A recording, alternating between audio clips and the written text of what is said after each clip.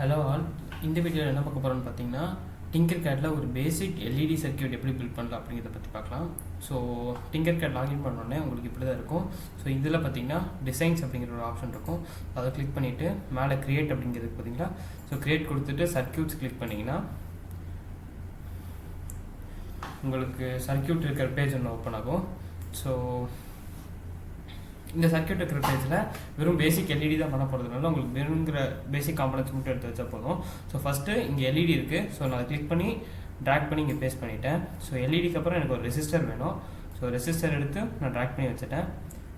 And then ஒரு battery வேணும் எனக்கு. ஸோ அந்த பேட்ரி எடுத்து நான் ட்ராக் பண்ணி வச்சுட்டேன். சரிங்களா. ஸோ இப்போ வந்துட்டு எனக்கு இந்த ஒரு பேட்டரி பத்தாது, 2 பேட்டரி வேணுங்கிற பட்சத்தில் ஸோ நான் இன்னொரு பேட்டரி எடுத்து இந்த இடத்துல ப்ளேஸ் பண்ணிட்டேன். சரிங்களா. ஸோ இதை வந்து அதுக்கு எனக்கு ஏற்ற மாதிரி அரேஞ்ச் பண்ணி வச்சிடறேன். ஸோ இப்போ இதுக்கு சர்க்யூட் ஒயரிங் பார்த்தீங்கன்னா ஸோ பேட்டரியோட பாசிட்டிவ் இருக்குது பார்த்தீங்களா. ஸோ 2 பேட்டரியோட பாசிட்டிவாக நெகட்டிவாக கிரவுண்ட் பண்ணும். பிகாஸ் இந்த பேட்டரி நம்ம சீரியஸாக கனெக்ட் பண்ணுறதுனால இதை கிளிக் பண்ணி பாயிண்ட் டு பாயிண்ட் நீங்கள் கனெக்ட் பண்ணிங்கனாலே போதும், உங்களுக்கு இதாகிடும். ஸோ இப்போ இன்கேஸ் இந்த ஒயரோட கலர் நீங்கள் சேஞ்ச் பண்ணணும் அப்படின்னா இது இந்த ஒயருக்கு ரைட் கிளிக் பண்ணிவிட்டு லெஃப்ட் கிளிக் பண்ணிவிட்டு மேலே ஒயருங்கிற ஆப்ஷன் இருக்கும். ஸோ இதில் வந்து உங்களுக்கு என்ன ஒயர் கலர் வேணுமோ நீங்கள் சூஸ் பண்ணிக்கலாம். ஸோ அண்ட் தென் பார்த்தீங்கன்னா இப்போது இதோட நெகட்டிவ்லேருந்து எல்இடியோட நெகட்டிவ் கொடுப்போம்.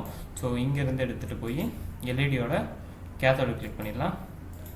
அண்ட் தென் எல்இடியோட ஆனோட்லேருந்து ரெசிஸ்டருக்கு ஒரு பாயிண்ட்டும் ரெசிஸ்டரோட இன்னொரு டெர்மினல்லேருந்து நமக்கு பேட்டரியோட பாசிட்டிவ் டெர்மினலுக்கு கொடுக்குறோம். ஸோ எனக்கு அந்த கலர் மாறணும் அப்படிங்கிறதுக்காக நான் அதை கிளிக் பண்ணி ரெட்டுன்னு மாற்றிக்கிறேன்.